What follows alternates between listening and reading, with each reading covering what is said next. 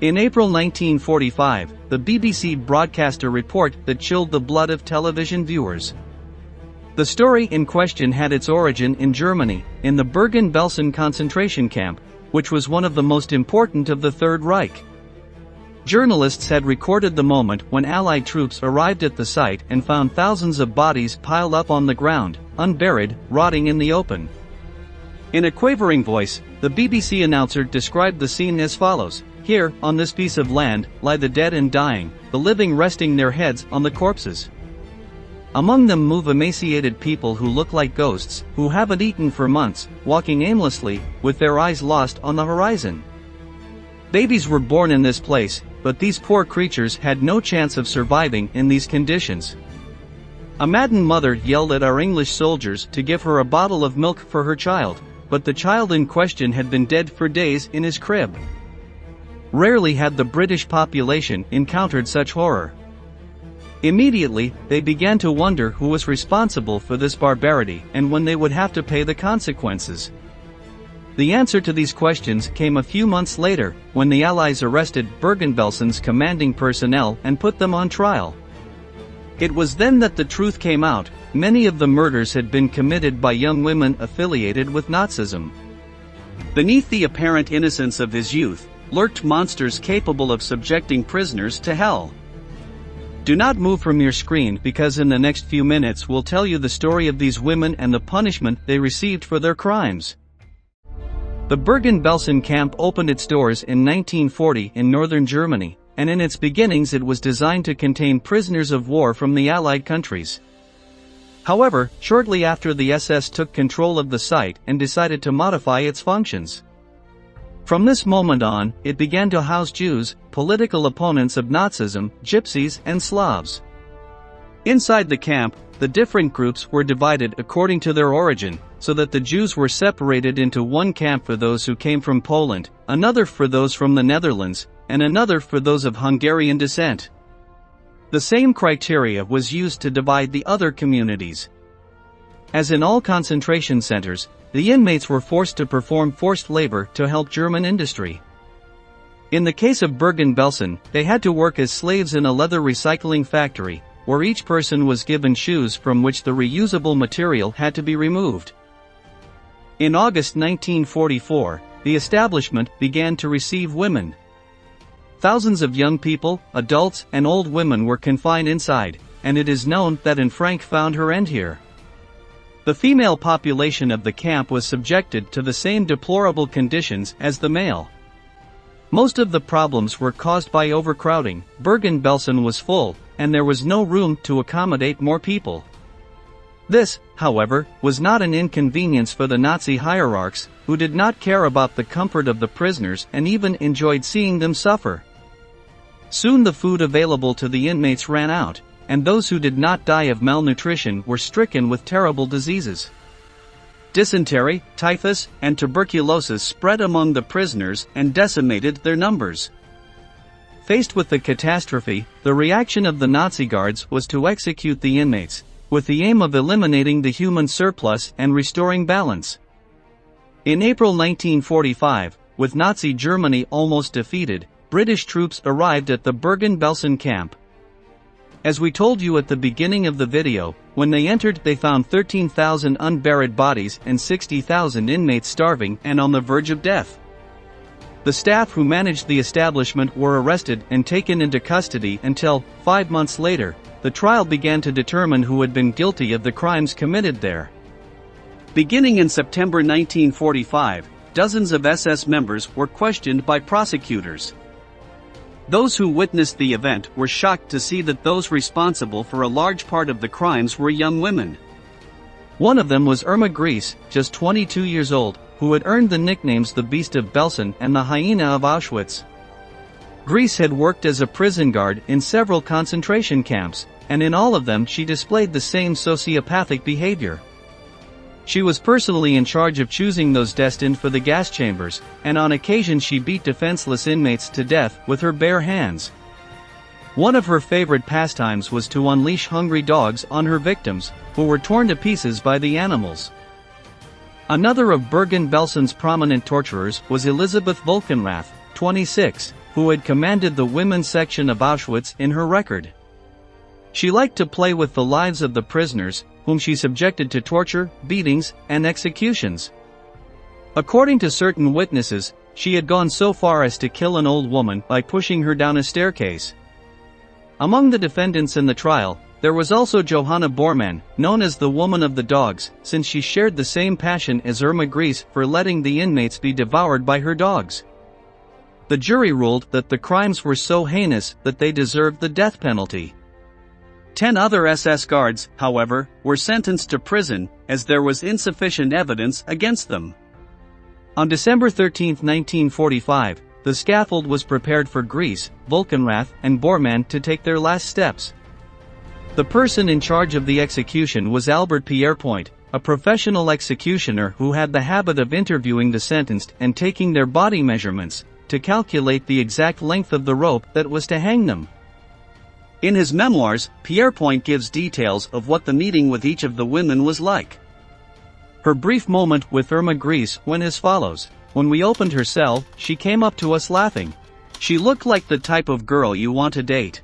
She answered all the questions I asked her, but when I wanted to know how old she was, she kept quiet and looked at me with a knowing smile. At that moment I realized that asking a woman how old she is was awkward and impolite, although she finally answered. After taking her measurements, at 9:34 in the morning, she entered the execution room and walked to the center of her scaffold. There was a chalk mark indicating where she should stand. We put a white hood over her head and wound the noose around her neck. The last thing Irma said was schnell, which in German means fast. The trap opened and within a few minutes, the doctor pronounced her dead. 30 minutes later it was the turn of Elisabeth Volkenrath, who until the last minute denied having participated in the crimes of Bergen-Belsen or having any knowledge of the Holocaust. At 10:04 in the morning the gallows did their duty and broke Volkenrath's neck. Half an hour later, the guards led Johanna Bormann to her scaffold. The woman was 52 years old and her health was failing, as she limped noticeably. The last thing she said before she died was, "I have feelings too." This is how the story of these women came to an end, who went down in history as the cruelest of the Third Reich. Although the victims could in no way be compensated for their suffering, the sentences served to show them that there was still justice in the world.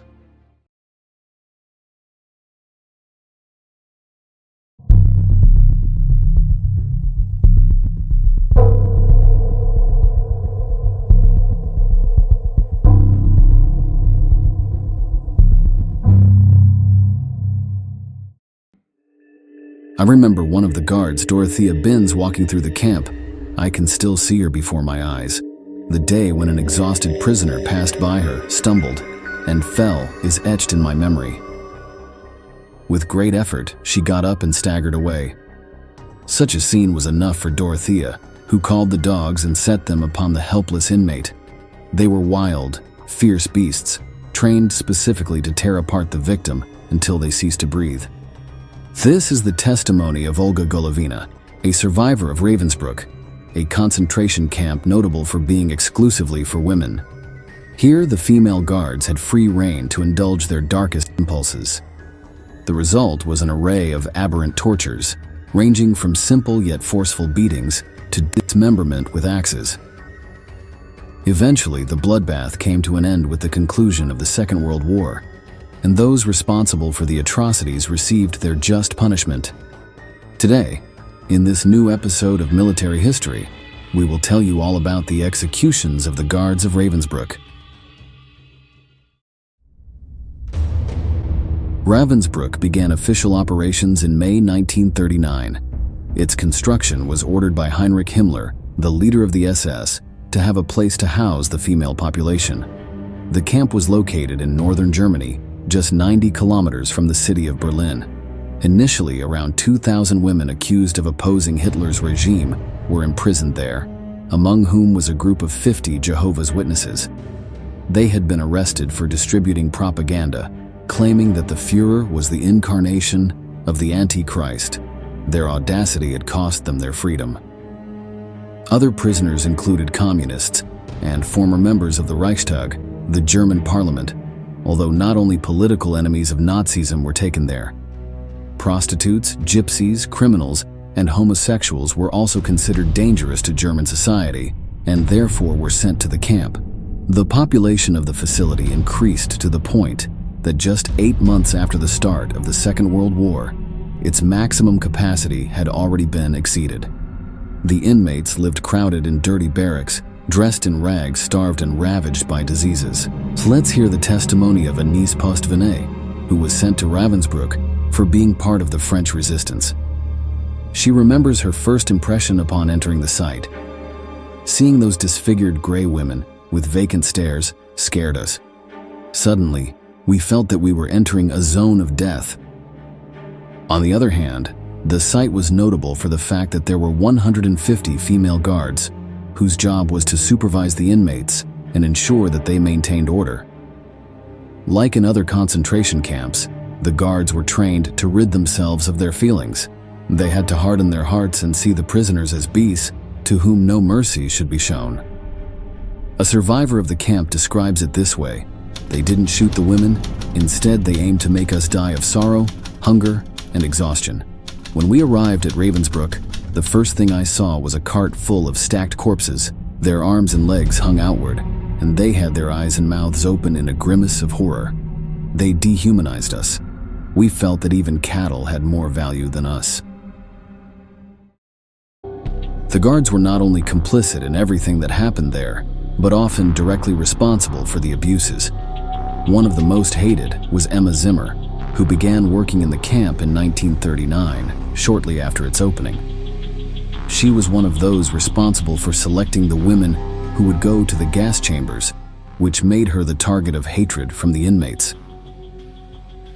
A survivor remembers her as follows: "She was a wicked old SS, accustomed to frightening us with her threats.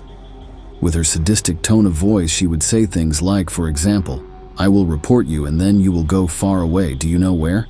You will be ash in the chimney.'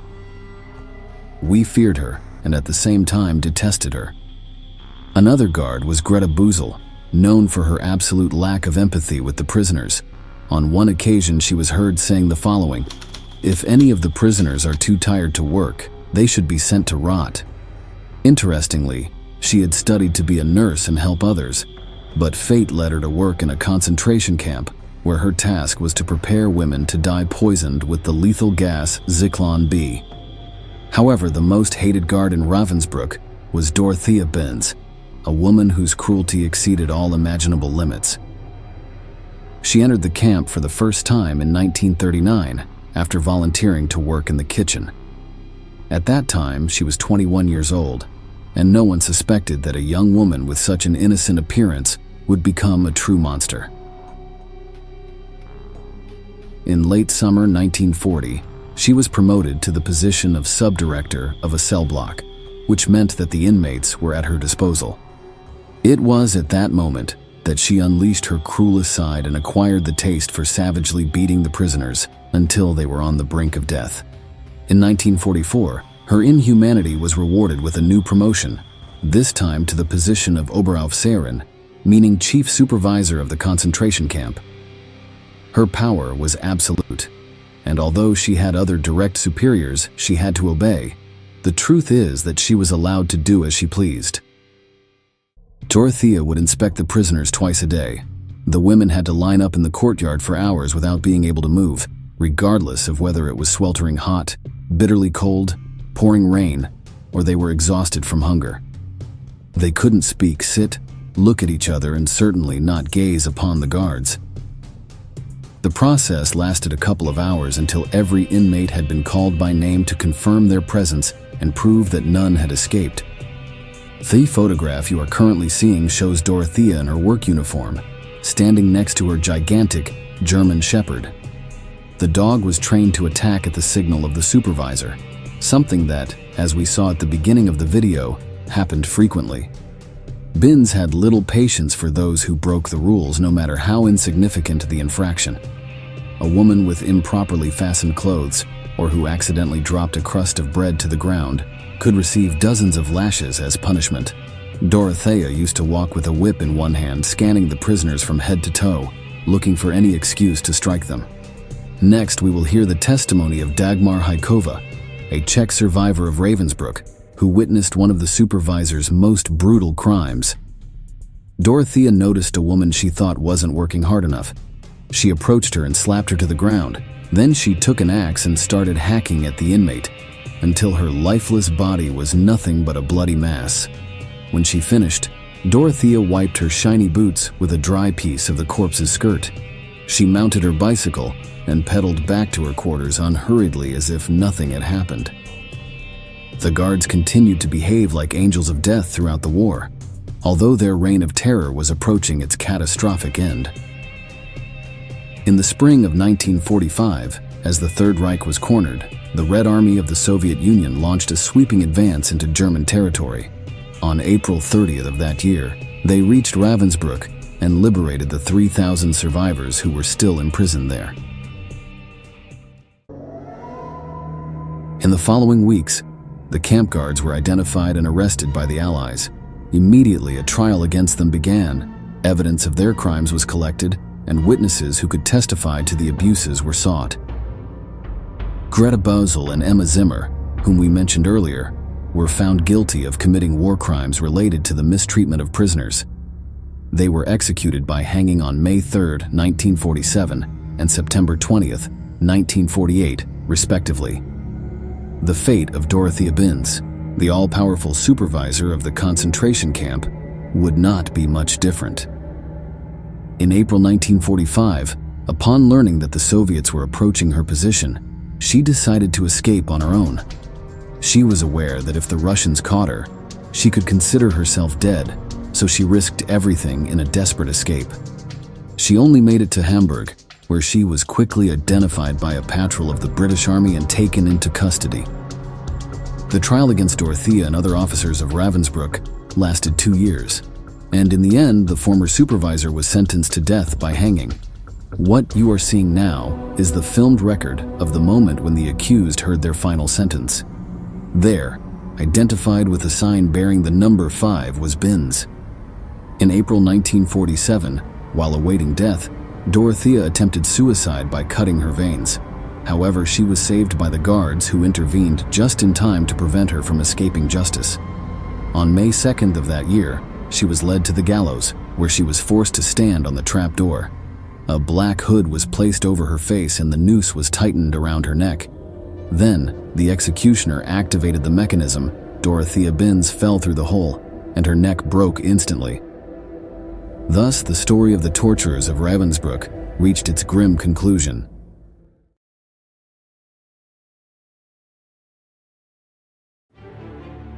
Not all of Adolf Hitler's executioners and those of the Nazi dictatorship were men, but there were many women co-opted by the National Socialist ideology who followed the horrific orders of the regime without questioning them.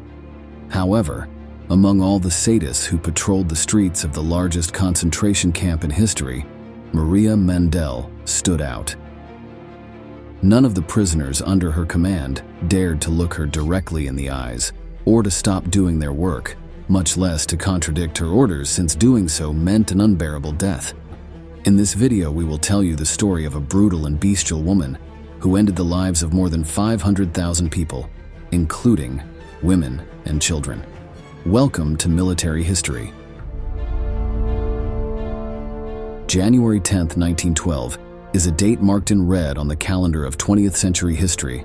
That is the birth date of Maria Mendel, infamously known as the SS Lagerführerin, which is what women leaders of zones were called in the terrifying Auschwitz II extermination camp. Who would later be known as the Beast of Auschwitz, was born in Münzkirchen, a small Austrian village, into a modest family dedicated to shoemaking. After completing her studies in her city, Maria moved to study at a Bürgerschule, a kind of center where students were prepared for commercial and craft tasks. There, Maria enjoyed great popularity thanks to her undeniable beauty. After a series of job failures, Maria finally found work in October 1938, thanks to a relative who worked for the Führer's regime. The young woman was hired as a guard at the incipient internment center of Lichtenberg, one of the first Nazi concentration camps. When this sinister establishment became too small to accommodate the large number of arriving prisoners, the Ravensbrück camp was built in 1939, which was reserved only for women, an ideal space for the beast to feed and grow. In Ravensbrück is where she began to earn her perverse fame due to the inhumane treatment she subjected the inmates to. Although her job consisted of training other companions in administrative tasks, Maria Mandl wanted to be at the forefront of cruelty. This place represented the first step on the path this woman took to perpetrate the most macabre humiliations, tortures, and crimes that the average human mind can imagine. In the camp, Mendel was in charge of the daily routine of the inmates, and those who did not withstand the exhausting sessions were transferred to the punishment bunker, where they were humiliated and punished. In these torturous sessions, they were subjected to all kinds of floggings in batches of 25, 50, 75, and 100 blows each, until they collapsed, victims of exhaustion. During the punishment, they were forced to count aloud, although none ever reached 10. The culmination of these acts of sadism occurred when Maria stood in front of the inmates waiting for someone to dare to look at her. According to a survivor of the camp, she was capable of staring at you for hours, trying to break you. Anyone who broke the rule and looked up disappeared. We never heard from her again. From the gas chamber, she went straight to the crematory oven without anyone being able to say goodbye to her. It was even said that sometimes she sent them straight to the oven. After impressing her superiors with her brutal methods, Maria was promoted to female SS guard with extermination rank, nothing less than in Auschwitz. It was there that she truly lived up to her nickname, unleashing her cruelty and deploying all her potential for evil and perversion. Maria Mandl controlled all the female camps and enjoyed absolute power over the lives of thousands and thousands of prisoners. One of her favorite tasks was to select the inmates who were to be executed in the gas chambers and which ones were to be destined for forced labor. In the case of the latter, she only spared their lives for amusement, like a predator playing with its prey, knowing perfectly well that if the prisoners were not eliminated at that moment, they would be in the near future. Many times, these women who were spared became something very much like pets, or as Mandl called them, Jewish pets. For a period of time, she would sponsor and consider them, until finally opting to eliminate them as coldly as the others. Interestingly, one of the concerns of the Beast of Auschwitz was the cleanliness of the camp's prisoners. For example, after each execution, the prisoners' uniforms were not incinerated along with the corpses, but were reused to be worn by other inmates. Not burning them helped avoid toxic fumes in the chimneys, which the prisoners of the extermination camp would have breathed. More than an act of humanity, it was sadism of Maria Mandl, since this act, in her own words, was to keep the prisoners alive to amuse myself later. The Beast of Auschwitz clearly savored subjecting them to the worst tortures and humiliations while they were alive. For example, the SS Lagerführerin liked to wear gloves of pristine white to see them stained red with the blood, mainly of the women flagellated by her whip, which made no distinctions between young, older girls. The fact that this satanic woman was especially ruthless with women, children, and girls was because they represented the possibility of the continuity of the Jewish lineage, and she was not going to allow it. They were an inferior race, and the anti-Jewish beast was going to make sure they knew it and eliminate them. After her transfer in 1944 to the subcamp of Mühldorf in Dachau, where she continued to perpetrate indescribable tortures and carry out her selections for the gas chamber, Maria Mandl was forced to flee with the imminent arrival of the Allies. Her plan was to return home, but after 10 days of fleeing, she was captured and interrogated by the American Army on August 10, 1945. After being detained for approximately a year, she was transferred to Poland, where she would be tried for crimes against humanity. During that trial, the voices, until then oppressed, of the inmates who had been rescued from the extermination camps where Maria Mandl had carried out her criminal abuses were heard. Without accepting the charges against her, much less assuming guilt, Mandl declared, denying all the atrocities she had committed. I had neither whip nor dog. While serving in Auschwitz, I was hindered by the terrible severity of Rudolf Höss. I was totally dependent on the commander and could not inflict any punishment. On December 22, 1947, the court handed down its verdict, and Maria Mandel was sentenced to die by hanging for murdering, torturing, and humiliating 500,000 people, including an immeasurable number of children. After her conviction, Mandel had the opportunity to repent of her crimes, with a prisoner named Stanisława Rachwałowa, a former Auschwitz prisoner who was imprisoned on charges of being a communist, in the same prison cell. The prisoner recounts that the Beast of Auschwitz asked her forgiveness for everything that had happened, but those apologies were never made public. Maria Mandel was hanged on January 24, 1948, amidst cries of "Long live Poland" at the age of 36. We are now reaching the end of this video, and we would like to ask you to leave your opinion about this sinister character in the comments below. That's it for today's video. We thank you for watching until the end, and we look forward to seeing you in the upcoming installments of Military History.